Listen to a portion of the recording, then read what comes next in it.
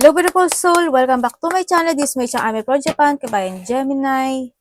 This reading is for you. Tingnan natin ay yung mga magaganap o mangyayari sa natitirang araw ng January 2026. Maraming salamat muna sa mga subscriber, yung subscriber, cross-watcher, at sa mga bagong pasok dyan. Welcome na welcome kayo sa bahay ni Ate Aimee. Salamat din sa naktaba ng puso ninyong mga comments at sa mga nagpa-personal reading. Marami pong salamat.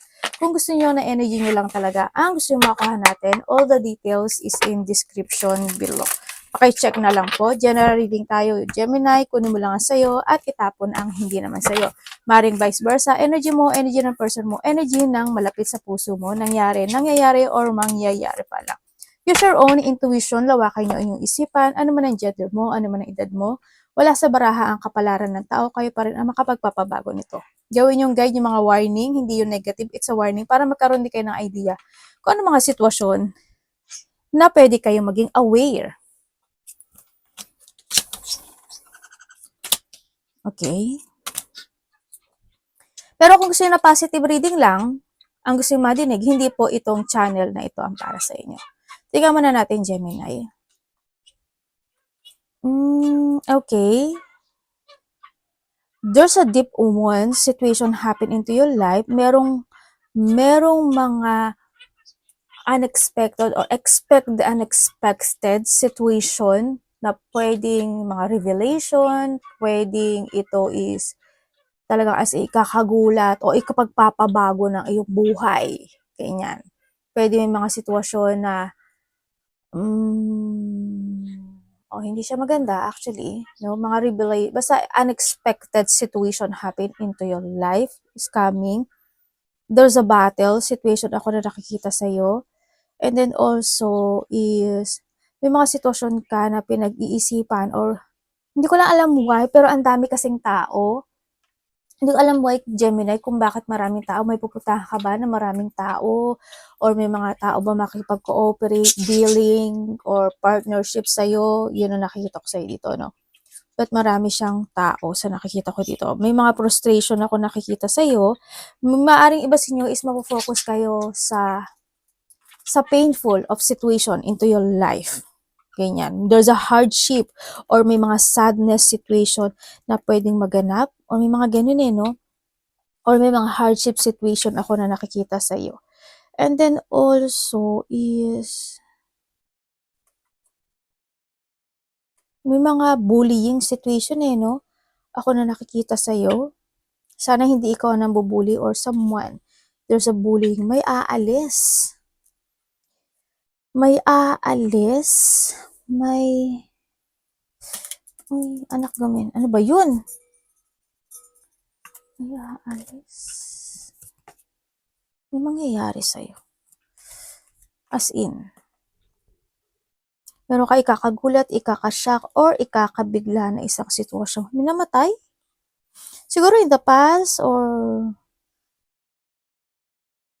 merong, siguro there's an abandonment, or may namatay. Kasi may sundo ako nakikita. Hindi ko alam what way itong sundo.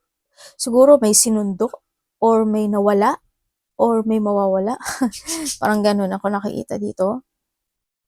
Yun, either this week, yung mga ikakagulat or something revelation, maybe this week or this month or by the next month, February, pwedeng ganun. Or sa iba dito is pwedeng next year, ganyan, sa nakikita ko dito. Sa iba sa inyo is, ingat na lang kayo sa mga traveling, sa nakikita ko dito, or pag drive, ganyan, ingat kayo. May mga tao nagba-backstab, ako nakikita sa iyo, ang daming tao. Ang dami talagang tao. Hindi ko alam why. May mga frustration, may magkakaroon ng mga self-imprisonment. Universe, ano to? Universe.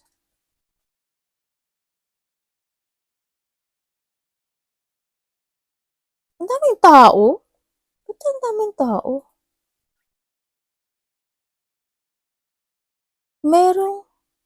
Meron siguro, Gemini, hindi kayo lahat to. Ang nakikita ko is,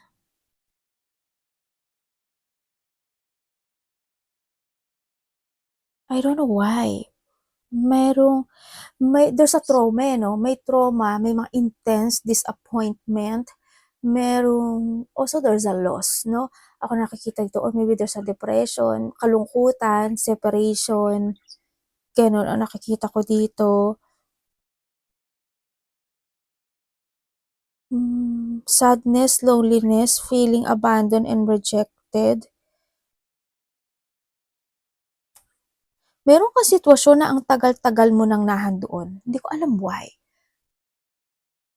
Ang tagal mo nang nakastay doon sa sitwasyon. Meron kang ganun. Nai-stuck ka sa nakikita ko dito. Pwedeng may mga sitwasyon ka na nahahatak ka na nakaraan, o may mga sitwasyon na nakapagpapahatak sa'yo from the past. Pwedeng ganun. Sa nakikita ko dito, iba dito para may hinihintay din. Ang daming tao, no? As in, ang daming tao. Ang daming tao. May mga taong hindi ka rin gusto. Magkakaroon mga disappointment, rejection. May mga hinihiling na hindi pa sa ngayon matutupad. Yun na nakikita ko sa iyo. Sana hindi nyo energy to, no? May mga partnership and dealing ako nakikita dito. Basta may gathering ako nakikita. Hindi ko alam what yung gathering na yun. Pero, or pwede naman may mga group of people ako nakikita sa iba. Diba? Baka may mga pupuntahan kang ganun. Tingnan natin.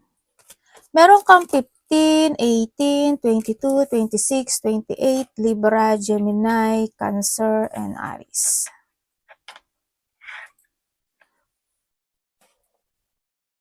Okay.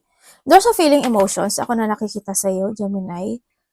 And then also is pwedeng ikaw or someone into your life, pwedeng may tao na medyo nalulungkot or nakakaramdam siya ng sadness. Pwedeng gano'n. Or pwedeng sa iba sa inyo is nakakaroon kayo ng mga alalahanin. No? Pwedeng meron kayo na lulungkot kayo kasi may naalala kayong tao. Gano'n. Or may kakaroon kayo ng reflection from the past situation. Pwedeng gano'n. Kung ano yung mga kinalulungkot. Or someone into your life. Ang nakita ko dito. And then also, maaaring iba sa inyo is may mga alaga kayong aso, pusa, or something animals, ganyan. May mga decision making ako na nakikita sa'yo. Maaaring magkakaroon ka ng mga multiple choices in life. Magkakaroon ng mga pag-aalinglangan. May mga thinking about something, separation. Ikaw ang se-separate, ikaw ang aalis, ikaw ang lalayo, or someone, no? Ako nakikita dito. Magkakaroon lang ng konting delay in some aspect of your life. So nakikita ko dito, mahilig yung magkape yung iba. May konting delay lang. Maaaring magkakaroon ka ng quarrel or questioning sa isang lalaki. No? Nandun talaga yung situation na nahahata ka. May mga sitwasyon na you still in the past or nahahata ka ng situation from the past. Ganyan. May mga pinag-aaralan ka this time or nahandoon yung may mga nire-research, pwedeng ganon, or merong parang thirst of knowledge din kasi yung iba, or may mga pag-iisip na inaalam ng mga bagay-bagay this time sa iba sa inyo. So nakita ko dito. And then also is may mga pagpaparaya, no? Or pwedeng maraming klase ang pagpaparaya. Pwedeng sa emotion, pwedeng sa trabaho, pwedeng with someone. Halimbawa, may nag-aaway. Halimbawa, di ba, hayaan mo na lang sila. Kaysa kumbaga, hindi ka mapatol, hayaan mo sila. Yung ganun ang pagpaparaya. Maraming klase pagpaparaya. Yan, may mga pagpaparaya situation or someone is magpaparaya pagdating sa'yo. Pwedeng ganun. Or ikaw ito, no? Yun, may mga tao naman na loyal. Mag-ingat. Ang nakikita ko sa iba sa inyo, you protect your money. Or you need to protect your money. There's a leadership situation. There's a boss situation. Pwedeng you're a boss, you're a leader, or meron ka pinamumunuan this time. Pwede rin na meron kayong mga sariling business or leader ka sa trabaho mo, pwedeng gano'n. O may nililid kang isang situation, pwedeng gano'n. Na ikaw yung nagmamanage, pwedeng gano'n sa iba sa inyo. May mga loyal person ako na. Pero mag-ingat lang din kayo, no? Kasi hindi lahat nagiging loyal. Kumbaga, may mga loyal person or friend man yan or connection na titiwalag. baka isa sila either sasalungat ito or titiwalag or aalis or lalayo, pwedeng gano'n, or maybe ikaw. Yun ang nakikita ko dito, no? Tingnan natin ang iyong Energy.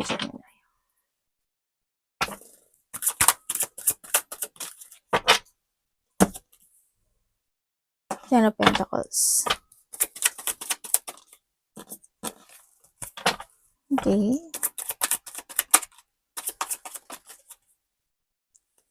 Ten of Pentacles and Ten of Pentacles. Energy mo. Oh, okay. Okay, ang energy mo this time is nandito ka sa sitwasyon mo, you try to make it balance any situation in life. You give your effort, you give your hard work, you are focusing and commit sa lahat ng ginagawa mo this time. No? Kasi you want to be stable. O gusto mo talaga maging stable yung situation na yon. No? Kung sa relationship man yan, nandun ka, nagkakaroon, kumbaga nandun yung mga partnership, no? Sa nakikita ko dito, nagkakaroon ng mga pag-uusap or partnership sa mga tao na nasa paligid mo. Yon ang nakikita ko dito. And then, energy mo rin. May mga iba dito siguro, may mga dinidevelop kayo. May mga pagsasaayos, sinasaayos, kinukupuni, pinapractice, or kung ano man yan na you want to be perfect. Ginahandod ka sa point na yan. May mga bagay ka na gusto mo maging perfect, gusto mo maging maganda, gusto mo masaayos, gusto mo maging okay, gusto mo maging stable, kung ano man yan. Nandun ka sa point na yon.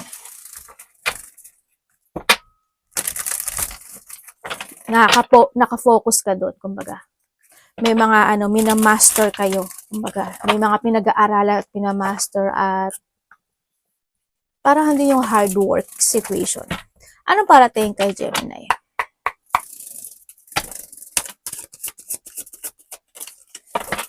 The Knight of Pentacles.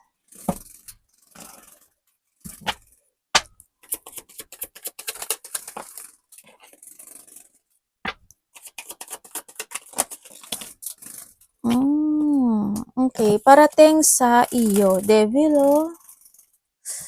Galileo.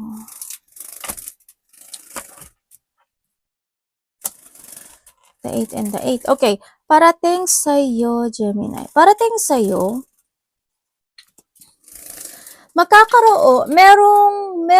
pwedeng meron kang hinihintay na hindi pa siya darating. Sa nakita ko, maybe this sa delay. Pwedeng meron ka na mga ginagawa or hinihintay, matagal na, pwedeng ganoon, na hindi pa siya magaganap o hindi mo pa siya makakamit sa nakikita ko dito, no? Also, parating sa'yo is, may mga disappointment. Ganyan. May mga blockage actually, yan, conflict is meron din ako nakikita. Maaring magkakaroon ng hindi pagkakasundo or conflict sa tao na kilala mo na. Pwedeng karelasyon, pwedeng kasama mo sa trabaho, basta a person who's connected sa'yo, no? Kakaroon ka ng ganun, kakaroon ng conflict, ganyan. May mga tao ako nakikita na magtataas ng ego, hoping hindi ikaw to. Yun. And then also is, may mga pagsisisi. Hindi ko alam kung ikaw yung nagsisisi or someone is may pagsisisi magaganap. May mga tao na hindi sila makipag-cooperate sa'yo or ikaw hindi ka makapag-cooperate. May mga tao, may competition situation. Hindi ko alam why. Makipag-competitive ka ba? Makipagtalo ka ba? Makipagmagalingan ka ba? I don't know. Nandun yung parating na yun, sa nakikita ko sa'yo dito. Yan. Iwasan mo na lang yun, no? And then also, parating din sa'yo is, may hindi magandang outcome actually, may magandang hindi out. May isang sitwasyon na hindi magiging magandang outcome. May moving home din ako nakikita. Hindi ko alam kung someone is mag-moving home or ikaw mag-moving home or basta may pag-move situation, no? Yan, iba sa inyo is mapanghihinaan ng loob or mga frustrations happen. Meron ako nakikita na parang merong sitwasyon na mai-stuck or there's a trap situation happen. Pwedeng may mga gusto ka i-move or gusto mong pukusan or gawin, pero nai-stuck siya. Hindi ko alam why, pero nai-stuck. Yun ang nakikita ko dito.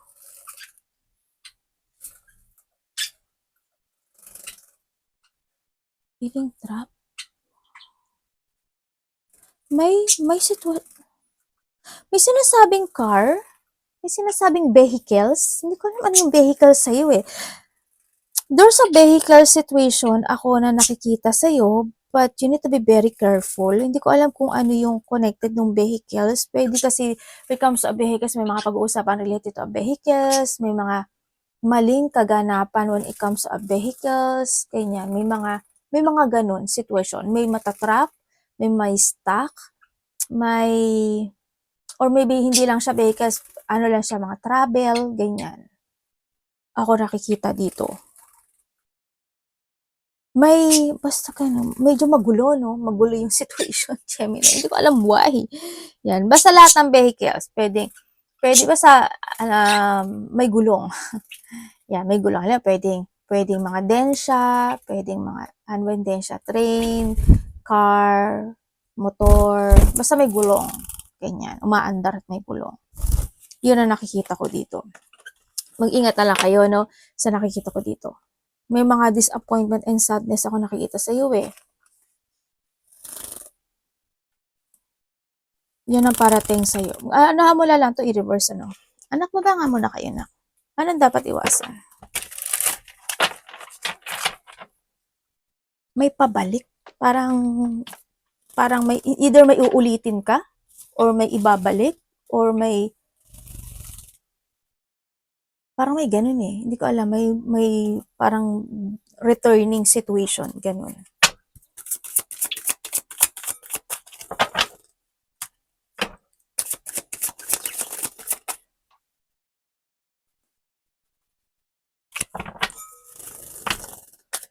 Dapat iwasan ni Gemini. Ay, the lovers. Anong ibig po sabihin? Anong ibig sabihin?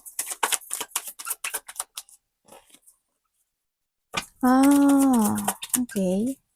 Okay, dapat mong iwasan. Okay, tama naman. Dapat mong iwasan, syempre, yung mga conflict, ganyan, ma-imbalance, yung mga hindi pagkawalan ng pagkakaisa, hindi pagkakasundo, mga galit, poot, yan, iwasan mo na lang yun, no, sa nakikita ko dito. Iwasan mo din yung mga tao na possessive or being a possessive, ganyan. I-research mo kung ano yung mga pwedeng kahulugan ng possessive. Maraming klase kasi. Pwede mga demanding, selos-selos, makasarili. Marami kasing klase ng possessive, no? Yan, iwasan mo yung mga taong ganun, or ikaw, yun ha.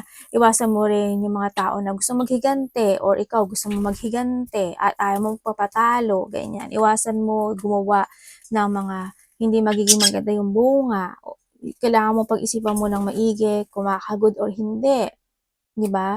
And yung mga pagiging unfair, 'di ba? O yung mga tao unfair, yan iwasan mo 'yon. No, iwasan mo maumiksi yung pasensya mo. Iwasan mo is syempre to judge someone, or yung mga taong judgmental, iwasan mo rin 'yun. Iwasan mo magkaroon yung mga tao, iwasan mo maging dishonest, or mga taong dishonest, magkaroon ng depression, ganyan. Mga taong hindi loyal or being disloyal, iwasan mo 'yun, syempre. Iwasan mo rin think of negativity, syempre, or magkaroon ng mga insecurity situation, no? In life, iwasan mo 'yon. Pagiging sakim at makasarili, iwasan mo din 'yun. Yung mga conflict, iwasan mo na lang hangga't maaari. Yung hindi mo rin alagaan yung sarili mo dito. You need to be very careful also when it comes to yourself, Gemini, ano. Kung may mga kung nai-imbalance ka, sure, you try to make it balance na lang. Ano, sa pagkain man niya, iniinom, o sa pagtulog, or sa physical, or emotional, spiritual, ganyan. Balansehin mo lang palagi. Love, kapatid, anak, magulang, karelasyon, kaibigan, pamilya.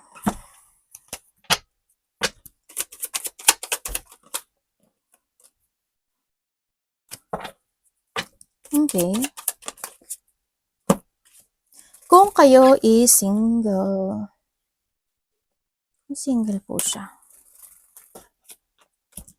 Kung single ka, may tao na may sikretong attraction sa'yo. Pwedeng itong tao na to parating pa lang, or pwedeng itong tao na to is nakakausap mo na sa iba sa inyo. Yan, may tao Either nakakausap mo na siya or iba dito is parating pa lang to.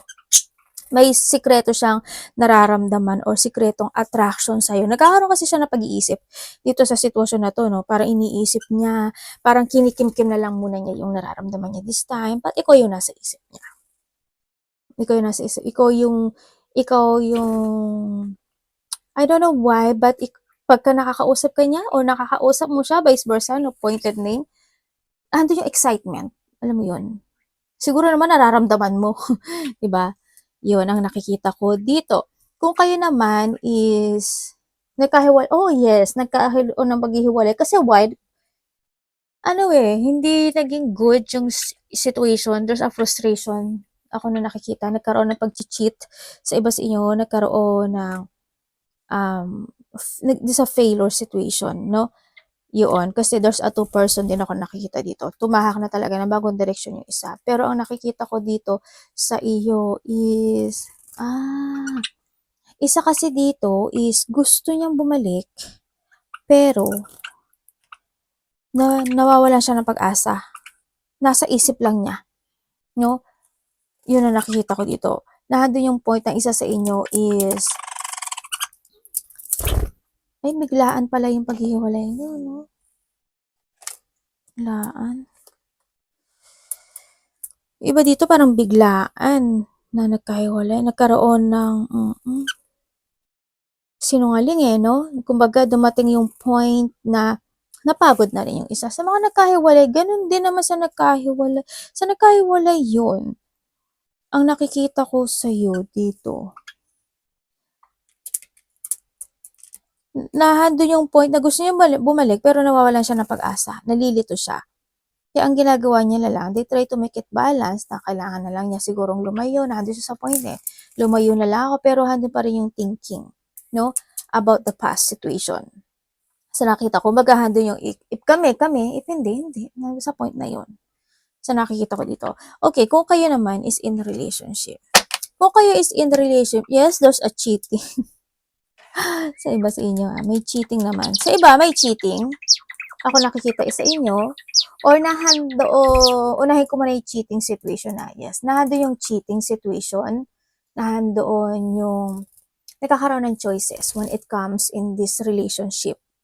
Nagkakaroon ng pag-iisip, hindi siya makapag-desisyon, dito sa sitwasyon. Parang hinahayaan niya na lang na, di kapag mabuko, pag hindi, ganun. O di wow. Diba? Okay, kung wala naman kayong cheating situations, nakita ko, may mga frustration pagdating sa relationship. So, nakikita ko dito, siguro may mga point talaga na hindi ka nagkakasundo, nag-aaway, conflict. Kaya isa dito na tumatahimik na lang sa inyo, no? Nandula lang sa point na tahimik na lang at umaasa na lang na magkakabatitin kami. Ganyan. In one day, in 1 week, magkakaayos din ang lahat. Nandun sa point na yon. Nakakipagsapalaran yung isa, kahit na minsan parang gusto na rin niyang sumuko sa iyo dito. Kasi minsan nakakapagod, pero isa sa inyo kasi tinatry niya talang i-work it out yung relationship. Alam mo yun, nandun sa point na yun yung isa. Kaya rin siguro hindi rin makabitaw yung isa. Kahit na yung isa bitaw na or napapagod na, yung isa they give an effort and hard work naman sa relationship. Kaya nandun yung point na kumakapit, no? Sa nakikita ko dito. Pero nagiging magulo yung relationship, medyo magulo or medyo, ewan ko, I don't know why, pero magulo yung relationship. Magulo yung relationship na to. Sana hindi kayo lahat. Ay anak, pinupuan ng anak ko yung your money. Money mo, Gemini. Kamusta pa yung money ni Gemini?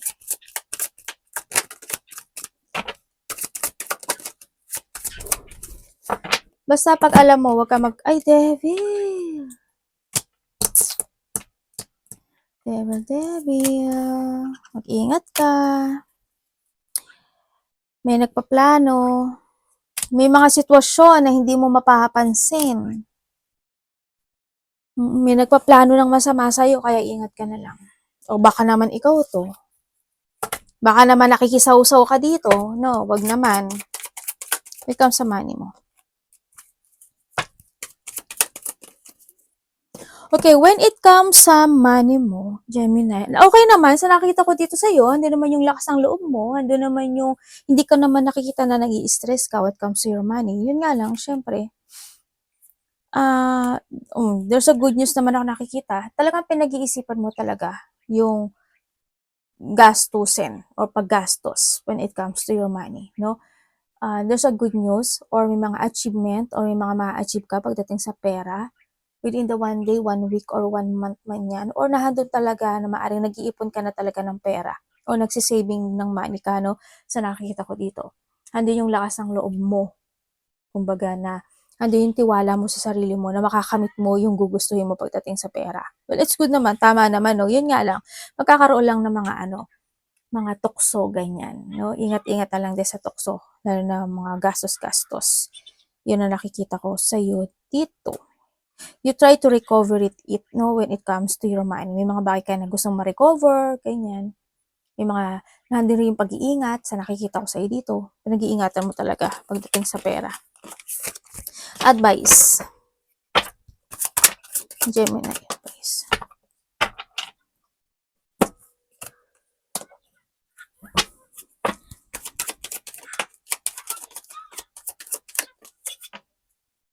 Para may bumaliktad. Nasaan na yun? The Aces. Nasa social media ka ba? Oh, okay. Busy pala iba sa inyo, no? Ba't stressful ka? Iba dito busy? Ay, dadaan ka sa stress. Makaka-receive ka talaga ng hindi magandang news. Or may there's a bad situation happen. Within the 3 days, 3 weeks, or 3 months, sa iba sa inyo, or pwedeng sa iba sa inyo by the March or by the June, no? Ako nakikita sa iyo, or maybe iba dito is by the next year ito. Sa iba dito, days, weeks, or months, yan. There's a victory and success happen into your life. Kumbaga, there's a goal, ako na nakikita sa iyo na makakamit mo. Sa iba sa inyo is pagbabago to ng buhay. Magkakaroon ng pagbabagong magaganap sa buhay mo. Sa mga sinabi kong specific something. Specific something. Yun nakita ko. Okay, we come sa advice. When it comes sa advice, may taong galit sa'yo, Gemini. When it comes sa advice, is you need to keep moving lang to reach your goal, no? Huwag kang hihinto. May mga blockage man na maganap o mangyari sa buhay mo, huwag kang hihinto. Kailangan mo rin na manindigan, no? Pursue mo daw yung mga new opportunities na dumarating sa'yo, yung mga new idea na dumarating sa'yo. Huwag mong kakalimutang alagaan at mahalin yung sarili mo. And then also, kung may mga bagay na need to develop, need to revert, or need to renewal, gawin, no? There's abundance then, or there's a blessing din na coming. Ako nakikita sa'yo. There's a victory and success kasi nakikita ko sa'yo, no? Basta, dun ka lang mag-focus sa mga achievement mo sa buhay mo. Also, ang nakikita ko rito, there's a fame. Hindi ko alam in why. Siguro you are a YouTuber, TikTok, Reels, Facebook, or networking, or social media, o kaya artista, o kaya mga government situation, ganyan. Kasi marami rin ako na tao nakikita sa'yo. You will become a center of attention. Ako nakita. Pwedeng iba sa inyo, you will become a center of attention na pwedeng kukuyugin kayo, sabay ganun. O kaya naman may mga pupuntahan ka na pwedeng pag-uusapan ka rin. May mga recognition kasi ako nakita. Or may mga sitwasyon na you want to recognize. Gusto mo ma-recognize ka. Kung gusto mong gano'n, huwag kang hihinto sa buhay mo, no? And then, keep moving lang. And pag-uusapan yung iba, o may mga hindi ko alam bakit may blockage ka, I don't know why. Pero pag alam mong tama ka, gawin mo, no? Panindigan mo at aksyonan mo. Depensahan mo yung sarili mo. And then also, ang sinasabi rin dito is, yun, huwag mo kakalimutan na magkaroon ka ng mga bagong strategy, plano, or mga bagong pananaw sa kinabukasan. Yun ang sabi. Mag-focus ka. Palagi ka daw mag-iisip in advance kung makaka-good or hindi. Yun. Kailangan mo daw isipin palagi yun in advance. Yung mga salita mo, yung mga inumin mo, kakainin mo, yung action mo, yung movement mo, gano'n. Always think in advance. And magkaroon ka ng mga layunin or objective, mga bagong plano. Basta focus to your goal, no? To achieve. And you need to be aware sa lahat ng aspeto ng buhay mo. Arigato namaste, God bless.